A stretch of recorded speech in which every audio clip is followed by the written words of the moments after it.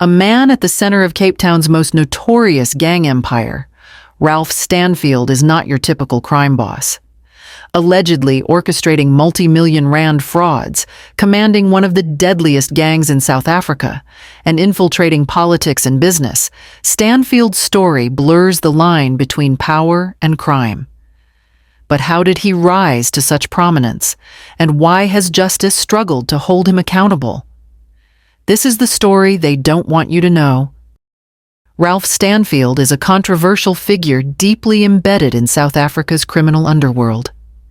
Known as the alleged leader of the 28s gang, one of the country's most notorious groups, Stanfield's life is marked by a mix of high-profile legal battles, alleged crimes, and ties to powerful networks. Stanfield first gained notoriety for his alleged role in a wide array of criminal activities, including extortion, fraud, and murder.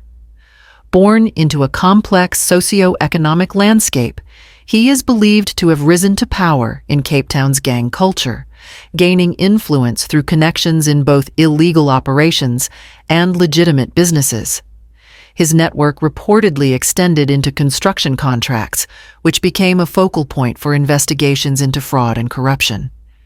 His family has not been immune to controversy either. His wife, Nicole Johnson, and other relatives have been implicated in cases of tender fraud and obstruction of justice.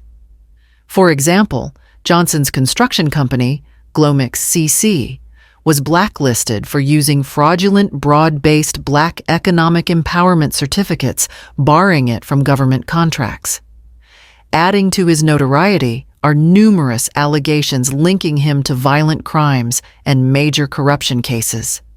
In 2024, Stanfield faced trial alongside 40 co-accused, including former government officials, for a sprawling list of charges under South Africa's Prevention of Organized Crime Act.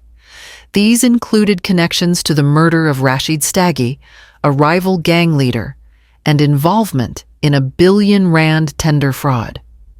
Through this video, we'll dive deeper into Ralph Stanfield's rise, his alleged crimes, and the broader implications of his actions on South Africa's socio-economic landscape. Ralph Stanfield's ascent in South Africa's criminal and business worlds paints a picture of calculated ambition and strategic alliances. Emerging from the Cape Flats, a region known for its socio-economic challenges and entrenched gang culture, Stanfield reportedly joined the infamous 28s gang, climbing its ranks and consolidating his power. The 28s are one of South Africa's most feared prison gangs, known for their ruthless enforcement of loyalty and control, both inside and outside prison walls. Stanfield's operations extended far beyond traditional gang activities. His alleged involvement in large-scale tender fraud schemes and extortion rackets allowed him to wield influence in Cape Town's construction industry.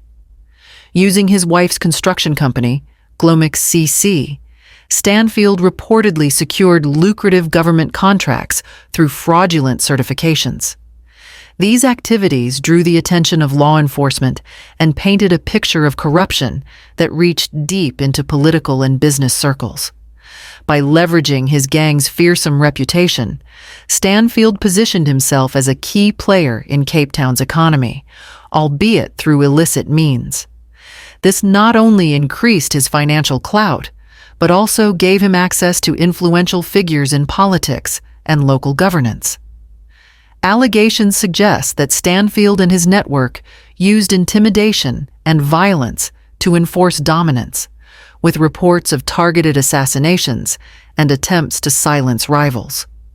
Despite numerous arrests and ongoing legal battles, Stanfield's ability to operate in plain sight raised questions about systemic corruption and the complicity of public officials.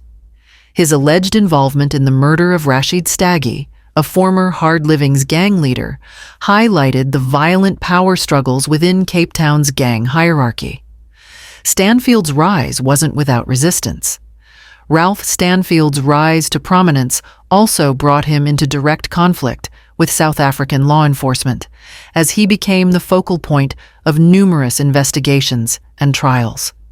His alleged criminal activities span a broad spectrum, from violent crimes to sophisticated financial schemes, making him one of the country's most infamous figures. One of the most high-profile cases against Stanfield involves his alleged role as a leader in the 28's gang, which operates both within and outside South African prisons. As a gang boss, he has been implicated in crimes ranging from murder and attempted murder to extortion and illegal firearms possession. In 2024, Stanfield and a network of 40 co-accused, including former City of Cape Town officials, faced charges under the Prevention of Organized Crime Act. The case combined allegations of murder, tender fraud, and intimidation. A notable aspect of this case is the alleged 1 billion rand fraud scheme involving manipulated government contracts and extortion in the construction sector. Stanfield's legal troubles intensified following his arrest alongside his wife, Nicole Johnson, at their Constantia home. The couple was charged with attempted murder, linked to accusations of a witch hunt against a former employee who allegedly stole over 1 million rand from them. Nicole's involvement extended to her construction company, Glomix CC, which was accused of using fraudulent certifications to secure lucrative tenders. Despite the weight of these accusations, Stanfield has repeatedly secured bail, sometimes controversially.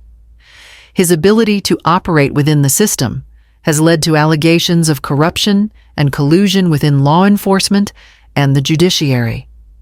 Reports also highlight the use of violence to silence witnesses and rivals, with connections to the assassination of figures such as Rashid Staggy and others tied to the gang wars in Cape Town. Stanfield's associations and power dynamics reveal a web of influence that reaches beyond the criminal underworld. Ralph Stanfield's influence extended far beyond Cape Town's underworld, seeping into the corridors of political and business power. His operations were reportedly bolstered by strategic alliances with government officials, contractors, and private business entities, creating a vast network that blurred the lines between legitimate enterprise and organized crime. One of the most significant accusations against Stanfield revolves around tender fraud schemes.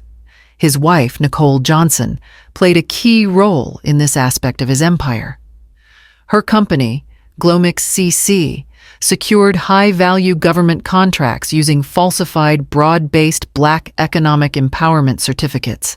Investigations revealed that officials accepted bribes or gifts in exchange for granting tenders to companies linked to Stanfield's network. Stanfield's ability to infiltrate legitimate systems raised questions about the depth of corruption within public offices. High-profile officials, including former City of Cape Town Mako member Malusi Bowie, were implicated in schemes tied to Stanfield. Allegedly, Bowie and other city officials received expensive gifts in return for facilitating tenders worth millions.